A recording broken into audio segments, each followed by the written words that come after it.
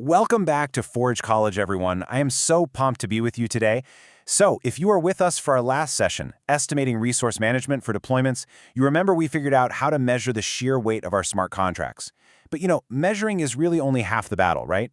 Today, we are taking action. We're rolling up our sleeves to fix the absolute sticker shock of payable functions. This explainer is all about balancing Ether handling and transaction gas costs. This fits right into our Fundamentals of Ether and Smart Contracts module as part of the broader Applied Solidity development track. Basically, we're going to diagnose exactly what's draining your gas and apply targeted surgical optimizations to fix it, all without breaking your contract's core behavior. Let's get into it. Here is the blueprint for today's code renovation. We've got 1. The cost of handling Ether. 2. Inspecting the baseline. 3. Diagnosing gas hotspots. 4. Targeted optimizations. And finally, 5. Verifying those reductions. Starting with number 1, the cost of handling Ether.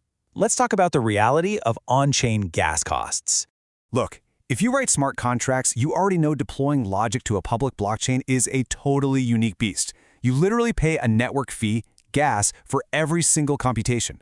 We've absolutely all been there. You write this beautiful functional contract, you run a seemingly basic test transaction, and then you look at the receipt and just scream, why did this simple deposit cost me my life savings and gas, right? We pour our hearts into building these decentralized apps only to get heavily taxed for every tiny state change. But don't stress, today we're taking control of those receipts. Okay, let's meet our main villain for today, S-Store. This is an operation that writes data to permanent on-chain storage. Think of the blockchain's permanent storage as ultra-expensive prime real estate right in the middle of Manhattan.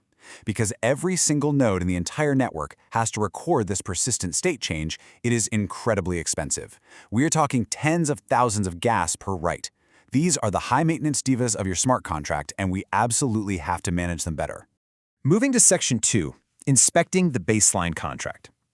Let's walk through our fixer-upper property. To really understand these costs, we're going to put on our inspector hats and examine a baseline contract. It's a bit of a fixer-upper, intentionally packed with gas-heavy structural issues so we can see what happens when code isn't optimized. First up, storage rights, or STSTORs. Like we just talked about, these record persistent state on-chain, causing a massive gas hit. Next, we have external calls with value. These force context switches and safety checks, which means extra gas and, honestly, reentrancy risks. Finally, event emissions. These log data and do consume some gas, but they are significantly cheaper than storage rights. Keep that hierarchy in the back of your mind as we move forward. Now for Section 3, Diagnosing Gas Hotspots. Time to do some detective work. Ouch, 150,000 gas. When we pull out our transaction receipts for that baseline contract, this is the gasUsed number staring back at us. This bloated, massive figure is our starting point before renovations. It's high, it's incredibly inefficient, and frankly, we can do way better. So, what exactly is draining our gas pipe? Let's line up the suspects. Suspect number 1, our contract is writing to the balances mapping on every single call. Remember our villain, SSTOR? Yeah, we're just letting it run wild. Suspect number 2, the contract executes 2 separate external value transfers, one to forward funds and another to pay a fixed fee to a treasury. And suspect number 3, we're reading environment variables like msg.value directly in the execution without caching them first, which forces unnecessary rereads. All right, Section 4, Applying Targeted Optimizations. Let's crack open the toolkit and fix these leaks. We know the leaks, so let's start applying some pragmatic fixes. The absolutely crucial concept to grasp here is the difference between storage and memory. When you repeatedly read from permanent storage or the environment, you trigger S-loads. They are expensive and they are slow. The alternative? Caching in locals. Basically, you pull a value like msg.value or msg.sender just once and you store it in a local variable. Think of it as a cheap, temporary motel in memory. It is vastly more efficient for your contract to read from that local memory while executing than to keep hailing a cab back to expensive permanent storage. So here is the exact step-by-step workflow for renovating this code. Step 1, we cache msg.sender and msg.value into local variables right off the bat. Step 2, we declare our fixed treasury address as immutable. This completely saves us from doing a storage read every single time we access it. Step 3, we consolidate our arithmetic. Instead of computing msg.value divided by 2 right inside the external call, we do that math once, store it in a local variable, and just pass that variable. And step 4, the big one, we reduce our STORs. We only update the mapping when it's absolutely necessary, boiling it down to a single read and a single write. And hey, here's a massive architectural pro tip for you. Consider swapping out those massive on-chain storage histories for cheaper event logs. Emitting an event is just so much cheaper than an SSTO.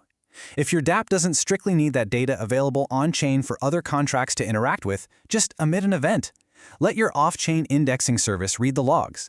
It is literally a gas-saving game changer. Section 5. Verifying gas reductions. Time for the big home renovation reveal. We swung the hammers, we rewrote the logic, and now, just look at that drop. This is the exact aha moment we've been working for. We took our clunky baseline of 150,000 gas and plummeted it all the way down to 95,000. By caching variables, using an immutable treasury, and cutting out redundant reads and writes, we've saved our users a ton of money on every single transaction. And the best part? We didn't change what the contract actually accomplishes at all. I do have to give you a quick word of caution before you go off doing this yourself. There are a few validation pitfalls that can totally hide your improvements or trick you into thinking you've saved gas when you actually haven't. First up, compiler optimization differences. Even a tiny change can trigger different optimizer behavior, so make sure your compiler settings are completely identical before and after. Second, if external transfers are dominating your gas costs, tweaking local variables might only give you tiny percentage drops. And finally, testing inconsistencies. You absolutely have to use the exact same test inputs, same msg.value everything, because gas scales with operations that depend on transactional value. Keep those variables controlled, folks. So now that you've mastered these micro-level optimizations inside a single payable function, I want to leave you with something to chew on. How will these exact same gas-saving principles dictate your choice between mappings, arrays, and structs? Because that is exactly what we're going to tackle in the next lesson of our Applied Solidity development track. You're going to take this optimized mindset and apply it to entirely new architectural layouts. To wrap things up, I want you to lock these 3 rules into your brain. Minimize persistent writes, cache your environment variables, and always verify with controlled tests. But before you go, think about this. If you can save this much gas on just one single function, how much could you save by entirely restructuring your dApp from the ground up? The ceiling for optimization is honestly higher than you think. This explainer was made by Forge College. To master complex data structures and really dive deeper into Web3 engineering, head over to forge.college. Keep optimizing, and I'll see you in the next one.